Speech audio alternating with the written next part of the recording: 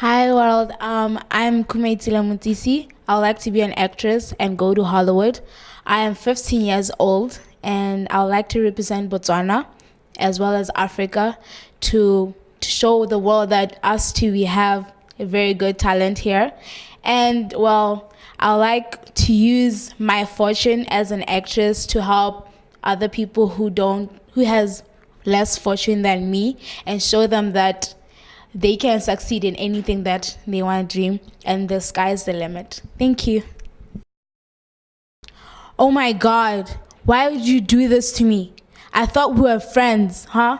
You go around sneaking out with my boyfriend and you do this, huh? Why are you doing this? I thought we were best friends, cheating on me with my own guy.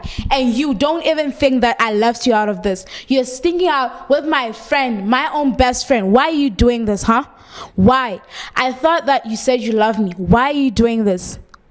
Love is shared by two of us, not you and her. I find you here with my girlfriend and you just suddenly kiss her in front of me. Why are you doing this?